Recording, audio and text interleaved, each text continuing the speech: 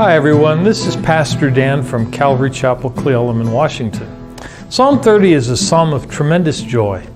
There are a number of things that can come into our lives that have the potential of robbing us of our joy.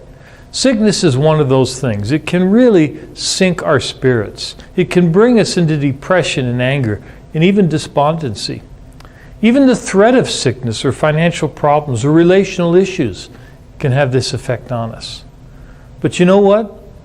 When healing comes or relief comes from the illness or the injury or the threat, it just makes you feel so good, doesn't it? Many years ago, I had been prescribed penicillin for something. I can't remember what the problem was. I had taken penicillin several times before with only a good result. So I wasn't at all concerned about it and only looked forward to it making me better. But as the day turned into the night, I started to itch all over, and it wouldn't stop. I tried some of the normal remedies and none of them helped. Pretty soon my skin was bright red and the bumps turned into welts. And whatever the problem was I was suffering from, the itching now was worse. There was no relief with anything I did, and let me tell you, it was one very long night that I thought would never come to an end. I didn't sleep a wink. When the morning came, we went to the doctor first thing, suffering all the way. They took me right in, and after a few questions, they gave me a hefty shot of Benadryl. Within minutes, I felt some relief. Within an hour, the itching was gone. I can't even begin to tell you how much better I felt and how thankful I was for the medicine and the doctor and the nurse and God who gave them the wisdom to know what to do to bring relief. You know how when you begin to feel good after being sick for a while, you really notice that you feel good. But you can feel good for days and weeks on end and never really notice it. But when you start to feel better again after having been sick for a while, you really notice how good it feels to feel good. I think it would be good for us to notice how good it feels to feel good more often than we do, don't you think? Let's not take our health for granted like so many people do. Let's rejoice in our good health all the time. Let's find a way to rejoice daily during the times that we feel good, or when things are going well, or when things aren't going so well, but we know we're blessed in so many other ways. Many of us deal with ongoing health issues, but we have other parts of our health that are doing well. We have ongoing pain in parts of our body, but we're blessed with shelter and clothes and food and family and friends. The times we are going through right now are times when we need to look at what blessings we do have and rejoice in them, even though there are other things that we wish were going better. David in this psalm is rejoicing in his good health.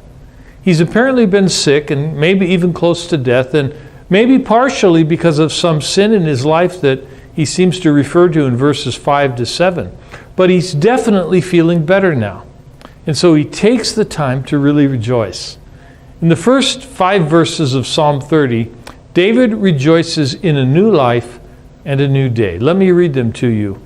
He says, I will exalt you, Lord, for you lifted me out of the depths, and you did not let my enemies gloat over me. Lord, my God, I called to you for help, and you healed me. You, Lord, brought me up from the realm of the dead. You spared me from going down to the pit. Sing the praises of the Lord, you his faithful people. Praise his holy name. For his anger lasts only for a moment, but his favor lasts a lifetime. Weeping may stay for the night, but rejoicing comes in the morning. These verses are a real encouragement to me. God does indeed take care of us. God is in the business of healing. He heals bodies and he heals minds. And you know what else he heals that is just as amazing? He heals attitudes. You see, God doesn't always take away our problem or our pain. Sometimes, if we're willing, he'll help change our attitudes in the midst of that problem. It's amazing the strength you all of a sudden have to deal with that problem because your attitude has changed concerning it. And any way you look at it, our enemy's upset about it. He hoped it would really bring us down and maybe even eventually destroy us, but it didn't. Satan was gloating at one point, but no longer. Either through the healing of our body, our mind, or our attitude, Satan is set back. That's a great reason to sing the praises of the Lord, you his faithful people, to praise his holy name, as verse 4 says. Have you been doing that lately? I've discovered that if I'll begin to do that even before my healing or my relief comes, it ends up being quite often all I need. Let's not forget the encouragement of verse 5. For his anger lasts only for a moment, but his favor lasts a lifetime. Weeping may stay for the night, but rejoicing comes in the morning. God doesn't want to be angry with us. He wants to bestow his favor on us. He doesn't want to have to discipline us. Psalm 103, 8-9 puts it this way. The Lord is compassionate and gracious, slow to anger, abounding in love. He will not always accuse, nor will he harbor his anger forever. Why?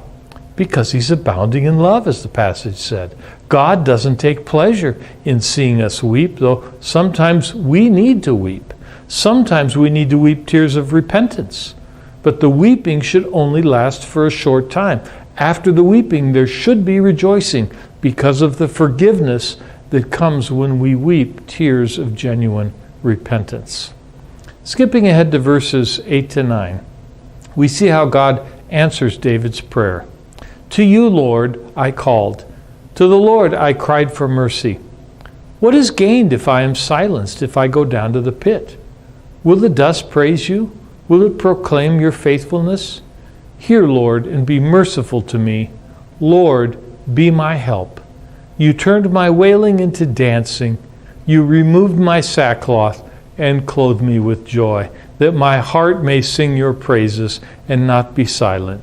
Lord, my God, I will praise you forever. This is a really neat way to end this psalm. David is dancing now. He's full of joy. He's singing to the Lord, and his heart is overflowing with thanks. Did it ever occur to you that this really should be the norm for us as Christians? Yes, joy and singing and thanksgiving. Hey, and even dancing. God has healed David and brought gladness back into his life. Through all this, David's faith is strengthened, and he's sharing his testimony with others, sharing what God has done in his life. Hey, we should do the same thing. We should share with others what God has done in our life and what God has shown us through it. I believe our ability to be able to do this is by having the right attitude, the right perspective, and by being thankful for what we do have rather than being miserable because of what we don't have. Even in this tough time, we have many wonderful blessings that God has given us. Let's express our joyfulness today, tomorrow, and in the coming days, no matter what lies ahead. Let's sing praise to God and not be silent, as David says. God is still on the throne, and he is still our helper in time of need. Will you let him help you today? I hope this has been helpful in getting our perspective and our attitude where it ought to be. If it has, would you do me a favor and give it a like, a comment, and share it on your own Facebook page? And if you're watching on the Calvary Chapel Cle Elum YouTube channel, would you subscribe to the channel so that you can receive notifications of future words of encouragement and other videos that we publish? Also, if you're in the Cle Elum area and you don't have a home church, would you consider joining us on Sunday morning at 10 a.m., 417 East Railroad Street in Cle Elum, Washington?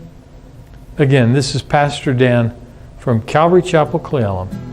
May the Lord bless you and strengthen you and help you as you continue to seek and to serve him.